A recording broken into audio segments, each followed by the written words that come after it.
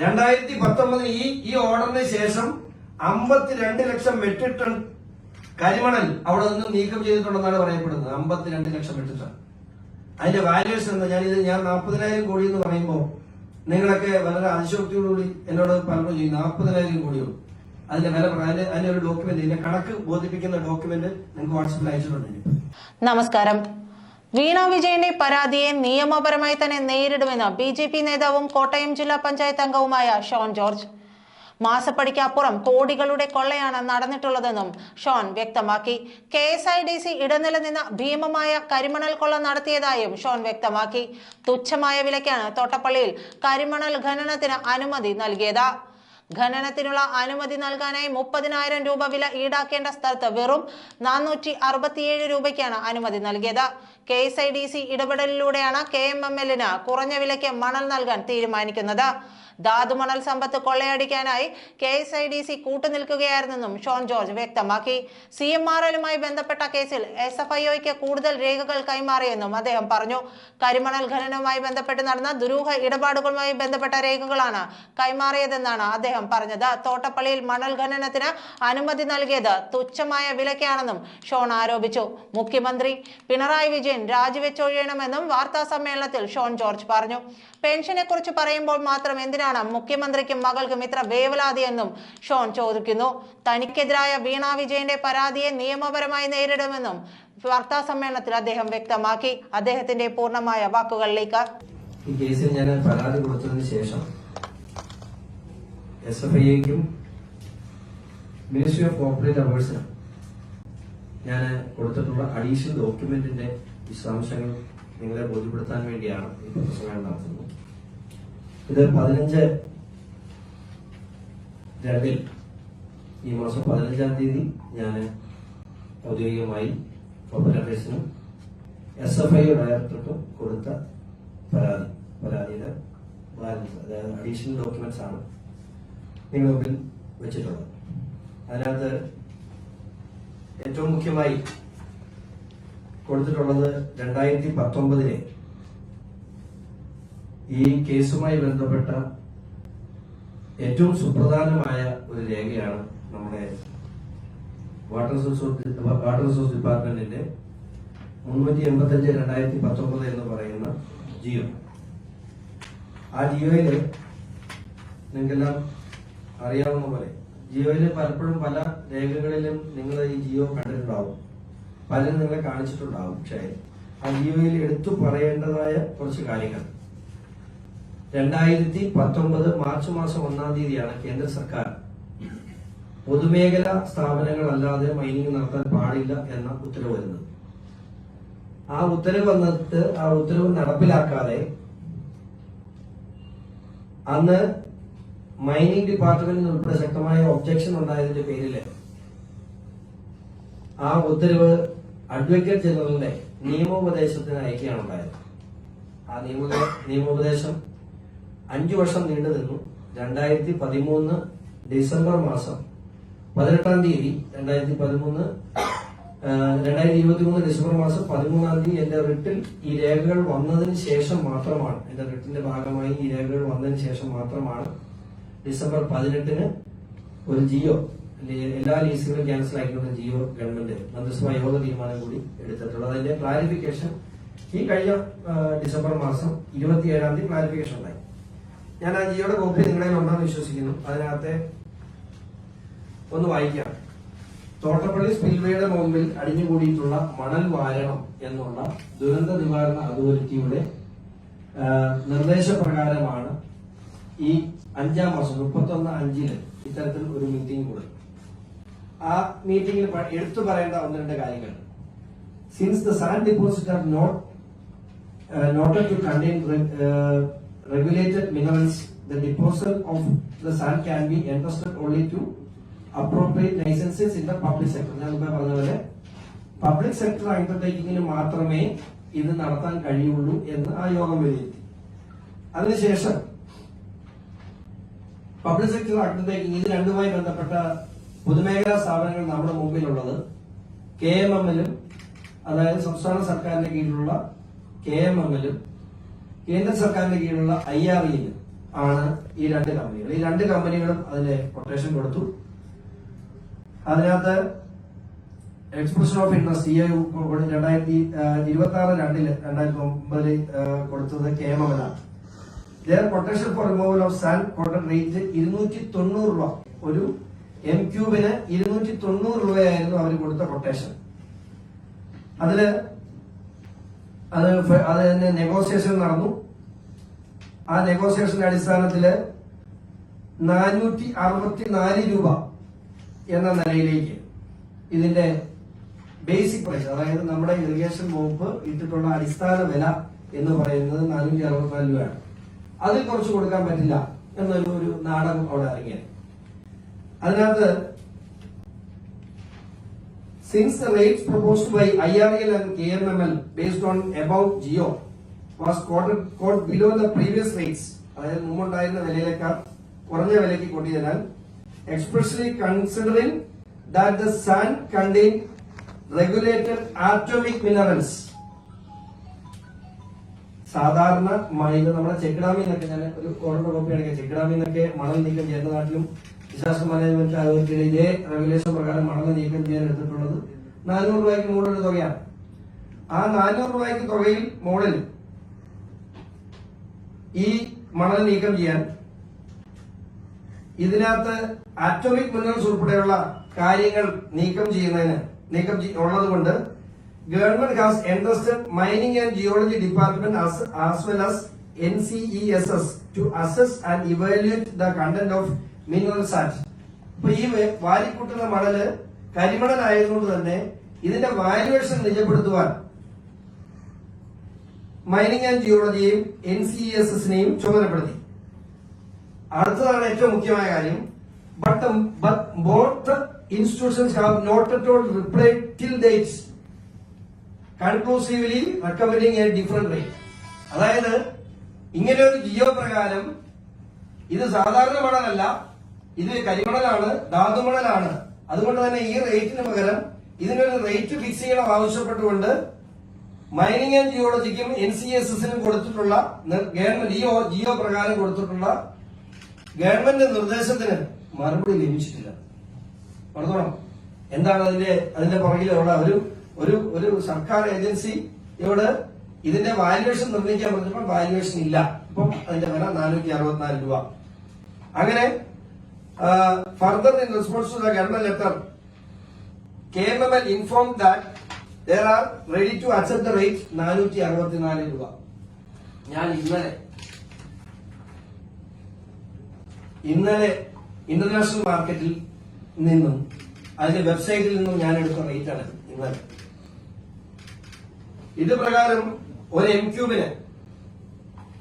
30,600 രൂപ വിലയാണ്. 30,600 രൂപ ഒരു M3 മൊത്തം മണലല്ല, M3 70,000 രൂപയ്ക്ക് മുകളിലുണ്ട്. അതിൽ നിന്ന് 48% എലിമിനേറ്റ് ഉണ്ടായിരിക്കും എന്ന് നമ്മൾ കരുതുന്നിടത്ത് ഒരു M3 30,000-ലധികം രൂപ വിലയുള്ളപ്പോഴാണ് നമ്മുടെ നാടിന്റെ സ്വത്ത് 464 രൂപയ്ക്ക് പൊതുമേഖലാ സ്ഥാപനത്തിന് കൊടുക്കുന്നു. ആ പൊതുമേഖലാ സ്ഥാപനത്തിന്റെ കാര്യം ഞാൻ പിന്നീട് വിശദീകരിക്കാം, അവരെന്ത് ചെയ്തു. അപ്പോ ഈ കണക്ക് പ്രകാരം കഴിഞ്ഞ ദിവസം പുറത്തു വന്ന കണക്ക് പ്രകാരം 2019 വരെയുള്ളതാണ് ഈ മാസപ്പടിക്ക് ശേഷമുള്ള കണക്കാണ്. 2019 ഈ ഓർഡറിന് ശേഷം 52 ലക്ഷം മെട്രിക് ടൺ കരിമണൽ അവിടെ നിന്ന് നീക്കം ചെയ്തിട്ടുണ്ടെന്നാണ് പറയപ്പെടുന്നത്. 52 ലക്ഷം മെട്രിക് ടൺ. അതിന്റെ വാല്യുവേഷൻ എന്താ? ഞാൻ 40,000 കോടി എന്ന് പറയുമ്പോൾ നിങ്ങളൊക്കെ വളരെ അതിശോക്തിയോടുകൂടി എന്നോട് പറഞ്ഞു ചെയ്യും 40,000 കോടിയോ അതിന്റെ വില പറയാൻ. അതിന്റെ ഒരു ഡോക്യുമെന്റ്, ഇതിന്റെ കണക്ക് ബോധിപ്പിക്കുന്ന ഡോക്യുമെന്റ് നിങ്ങൾക്ക് വാട്സപ്പിൽ അയച്ചിട്ടുണ്ട്. ഇതിന്റെ പ്രകാരം 25 ലക്ഷം മെട്രിക് ടണ് ഇലിമിനേറ്റ് പ്രൊഡക്ഷനും അതിനുള്ളിൽ നിന്നും 7 ലക്ഷം ടൈറ്റാനിയം 7 ലക്ഷം മെൻക്യൂബ് ടൈറ്റാനിയം ഇതിൽ നിന്ന് ഉത്പാദിപ്പിക്കാൻ കഴിയുന്ന മണലാണ് അവിടെ നീക്കം ചെയ്തിട്ടുള്ളത്.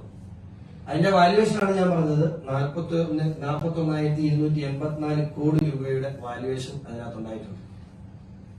ഞാൻ ഇതിനുശേഷം ഇവിടെ KSADC, ഞാൻ ഈ മണലിന്റെ ഈ ജിയോയുമായി ബന്ധപ്പെട്ട കാര്യങ്ങൾ ഏറെക്കുറെ ബോധ്യപ്പെട്ടു എന്ന് വിശ്വസിക്കുന്നു.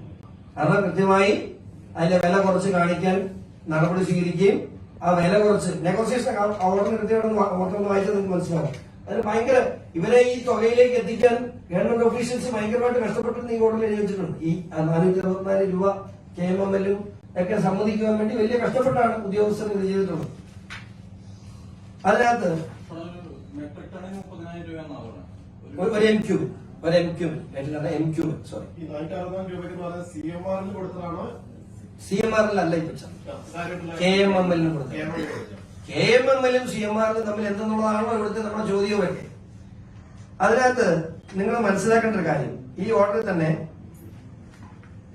the KMML and Industry Department KSIDC refused to increase the offered rate but agreed to review it later necessary. സംസ്ഥാന സർക്കാരിന് വരുമാനമുണ്ടാകേണ്ട ഒരു കാര്യത്തെ KMML പോട്ടെ, അവരൊരു പൊതുമേഖലാ സ്ഥാപനം അവരുടെ ഇൻട്രസ്റ്റ് സംരക്ഷിച്ചു.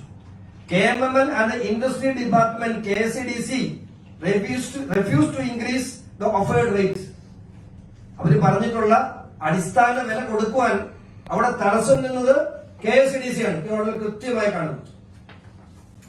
ഇനി KSIDC കഴിഞ്ഞ ദിവസം രാജ്യത്തെ തന്നെ ഏറ്റവും പ്രഗത്ഭനായ സുപ്രീം കോടതി അഭിഭാഷകനാണ് KSIDCക്ക് വേണ്ടി ഹാജരായി. എനിക്ക് അദ്ദേഹത്തോട് ബഹുമാനമുണ്ട്, അതൊക്കെ പ്രൊഫഷനാണ്. പക്ഷേ അദ്ദേഹം വന്നതിന് ശേഷം KSIDC ഇതിനകത്തൊന്നും ഞങ്ങൾക്ക് ഇതിനകത്ത് എന്താ കാര്യം, ഇന്ത്യൻ സെറ്റിൽമെന്റ് ബോർഡിന്റെ ഉത്തരവിൽ എവിടെയും KSIDC പരാമർശിച്ചിട്ടുണ്ടോ, ഞങ്ങൾക്ക് എന്ത് കാര്യം, അവിടെയാണ് കാര്യമുള്ളത്. അപ്പൊ ഞാൻ പറഞ്ഞ ഒരു കാര്യം ഇതാണ്, കൃത്യമായി ഈ ഏജൻസികൾക്ക് വില കുറച്ച് മണലെത്തിക്കുന്നതിൽ KSIDC നിർണായക പങ്ക് വഹിച്ചു. എവിടെയൊക്കെ കരിമണൽ ആയി ബന്ധപ്പെട്ട ഡീലിങ്സ് നടന്നിട്ടുണ്ടോ ആ മിനിറ്റ്സിലെല്ലാം KSIDC സാന്നിധ്യം ഉണ്ടായിരുന്നു. KSIDCയുടെ 2004 മുതലാണ് ഇതിന്റെ ഈ ബഹളങ്ങൾക്ക് തുടങ്ങുന്നത്. 2003 റിട്ടയർ ചെയ്ത ജനാർദ്ദന പൈ, അച്യുത ജനാർദ്ദന പൈ എന്നാണ് അദ്ദേഹം അറിയപ്പെടുന്നത്. 2003 KSIDC റിട്ടയർ ചെയ്ത അദ്ദേഹം 2004 CMRL ഉദ്യോഗസ്ഥനായി, CMRL ഡയറക്ടറായി. 2004 23/9/2004 ഇദ്ദേഹം CMRL ഡയറക്ടറായി. ഒരു സർക്കാർ ഉദ്യോഗസ്ഥന് പുറത്ത് ഏതെങ്കിലും കമ്പനിയില് അവര് അവരുടെ റിട്ടയർമെന്റിന് ശേഷം ജോലി ചെയ്യുന്ന തെറ്റല്ല, ഒരു കുഴപ്പമില്ല, ആർക്കും വേണം ജോലി ചെയ്യാം. പക്ഷെ ഇവിടെ പ്രശ്നം KSIDC ഇരുന്നപ്പോൾ ഇവർ CMRL വേണ്ടി ചെയ്തു കൊടുത്ത സേവനങ്ങളുടെ ഫലമാണ് ഈ അപ്പോയിന്റ്മെന്റ് എന്നുള്ളതാണ് എന്റെ ആരോപണം മാത്രമല്ല, NBFC റൂൾസ് അനുസരിച്ച് KSIDC ഒരു NBFC ആണ്. NBFC റൂൾ അനുസരിച്ച് അവിടെ നിന്നും അതുമായി റിലേറ്റ് ചെയ്യുന്ന മറ്റേതെങ്കിലും കമ്പനിയിലേക്ക് അയാളുടെ റിട്ടയർമെന്റിന് ശേഷം അയാൾ ജോയിൻ ചെയ്യണമെങ്കിൽ, അല്ലെങ്കിൽ രാജിവെച്ചതിന് ശേഷം അയാൾ ജോയിൻ ചെയ്യണമെങ്കിൽ 3 വർഷത്തെ കൂളിംഗ് പീരീഡ് ഉണ്ട്. ഇദ്ദേഹത്തോടൊപ്പം അടുത്തയാൾ, ഇവരുടെ ബാക്കി ഇവര് ഡയറക്ടർമാരായിരുന്ന കമ്പനിയുടെ ഡീറ്റെയിൽസ് ഒക്കെ നിങ്ങൾക്ക് അയച്ചിട്ടുണ്ട്. അതിനെക്കുറിച്ചൊന്നും ഞാൻ പറയുന്നില്ല, അതൊക്കെ പ്രൈവറ്റ് കമ്പനികളാണ്. അവർക്കൊക്കെ ഇതിനകത്ത് എന്തെങ്കിലും ഇടപാടുണ്ടോ എന്ന് ഞാൻ പറയാൻ ആളല്ല, എന്നെ സംബന്ധിക്കുന്ന വിഷയമല്ല.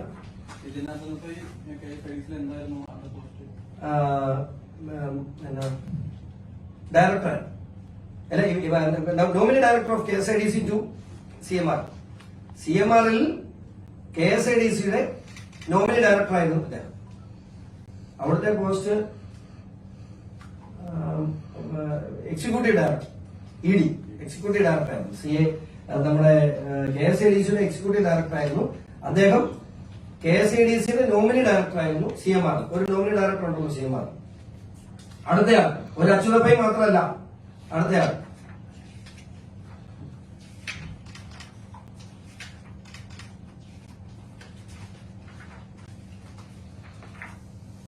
തട്ടാരപ്പള്ളി തോമസ് കുട്ടി.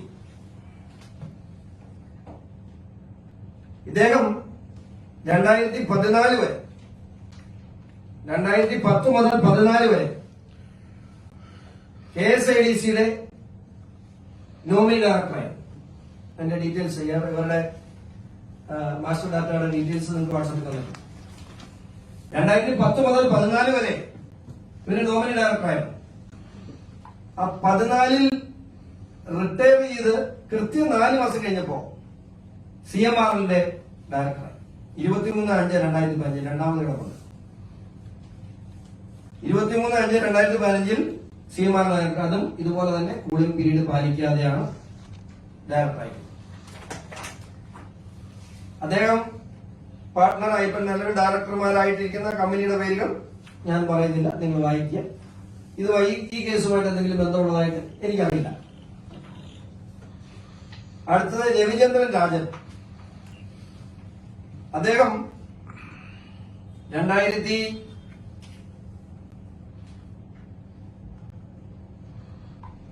മുതൽ CMRന്റെ ഡയറക്ടർ ബോർഡ് 2018 മുതൽ 2018 വരെ അദ്ദേഹം നോമിനി ഡയറക്ടറുമായിരുന്നു. അദ്ദേഹം ഇതുപോലെ തന്നെ KSIDC ഉദ്യോഗസ്ഥനും പിന്നീട് CMRന്റെ ഡയറക്ടേഴ്സുമായിട്ട് വന്നതാണ്. അപ്പോ KSIDC എന്ന് പറയുന്ന ഒരു സ്ഥാപനത്തിനെ കൊള്ളസങ്കേതമായി വെച്ചുകൊണ്ട് KSIDC ഇതിന്റെ എല്ലാം ഇടനില നിന്നുകൊണ്ട് ഈ നാട്ടിലെ ധാതുമണൽ സമ്പത്ത് കൊള്ളയടിക്കുന്നതിന് വേണ്ടി ഇവരെല്ലാവരും കൂടെ നടത്തിയ ഒരു ശ്രമം, അതിന്റെ ഒരു വശത്ത് നിന്ന് നിയന്ത്രിച്ചത് എക്സാലോജിക്കും. ഇതാണ് ഈ കഥയുടെ ഒരു രൂപം. ഇനി ഒരു പൊതുമേഖലാ സ്ഥാപനമല്ലേ KMML. ആ പൊതുമേഖലാ സ്ഥാപനത്തിന് മണൽ എടുത്തുകൊണ്ട് പോകുന്നു, അതിനെന്താ തെറ്റ്? ഈ മണൽ എങ്ങോട്ട് പോകുന്നു അതല്ലേ നമ്മൾ മനസ്സിലാക്കേണ്ടത്. ഇത് KMML നിങ്ങൾക്ക് അയച്ച മൂന്നാമത്തെ ഡോക്യുമെന്റാണ്. KMMLന്റെ 10-year ഫിനാൻഷ്യൽ ഹൈലൈറ്റ്സ് ആണ്. അതിനകത്ത് നിങ്ങളൊന്ന് പരിശോധിച്ചാൽ കപ്പാസിറ്റി യൂട്ടിലൈസേഷൻ പെർസെന്റേജ് ഒന്ന് പരിശോധിക്കണം. 2019 പ്രളയത്തിന് ശേഷമാണ് ഏറ്റവും കൂടുതൽ കരിമണൽ തോട്ടപ്പള്ളി സ്പിൽവേയിൽ നിന്നും നീക്കം ചെയ്തിട്ടുള്ളത്. ആർക്കും സംശയമില്ലാത്ത കാര്യമാണ്. 2019-20 അതായത് 2012 അവരുടെ ടോട്ടൽ കപ്പാസിറ്റിയുടെ 54% KMML പ്രവർത്തനം നടത്തിക്കൊണ്ടിരുന്നിടത്തുനിന്ന് ഇപ്പോ ഈ 2021-22 അത് 33% കുറഞ്ഞു. അപ്പൊ ഈ മണലെല്ലാം കൊണ്ടാ പോയി. അല്ലെങ്കിൽ rutin production, synthetic rutin production, എലിമിനേറ്റിന്റെ സിന്തറ്റിക് റുട്ടൈന്റെ പ്രൊഡക്ഷൻ കുറച്ചുകൊണ്ട് അത് മറ്റാർക്കോ വേണ്ടി നിന്നു കൊടുത്തു.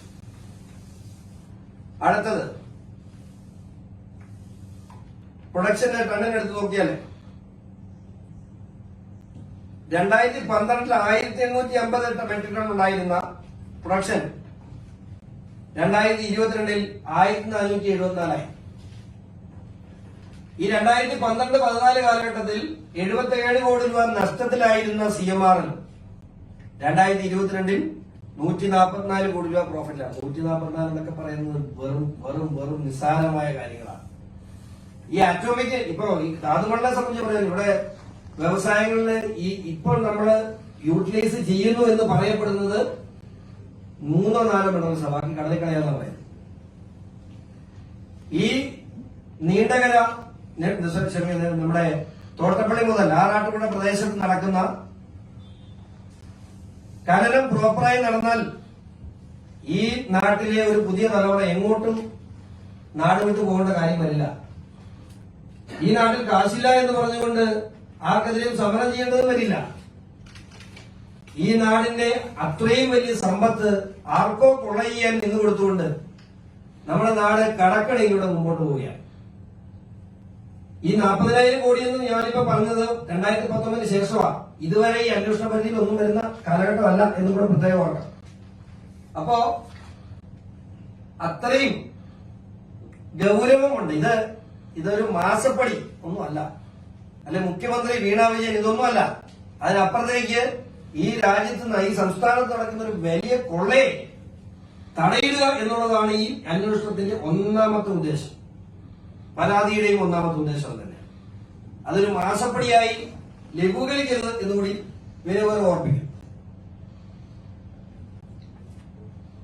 നമ്മുടെ കർണാടക ഹൈക്കോടതി വിധിയായി ബന്ധപ്പെട്ട കാര്യങ്ങളൊക്കെ എല്ലാവരുടെയും കയ്യിൽ ഉണ്ട് എന്ന് വിശ്വസിക്കുന്നു. ഏറെ കുറെ അതെല്ലാം എല്ലാവരും പഠിച്ചിട്ടുണ്ട് എന്ന് വിശ്വസിക്കുന്നു. ഈ ഉത്തരവ് ഇത്രയും വ്യക്തമായ ഒരു ഉത്തരവ് ഇതിൽ കൂടുതലൊന്നും ഒരു കോടതി ഉത്തരവിൽ വരാനില്ല. ഈ ഉത്തരവിന്റെ അടിസ്ഥാനത്തിൽ തന്നെ മുഖ്യമന്ത്രി രാജിവെച്ചു വിടേണ്ടതാണ്. ഇവിടെ പറയാനും ചോദിക്കാനും പറയാനും ആളില്ലാത്തതുകൊണ്ട്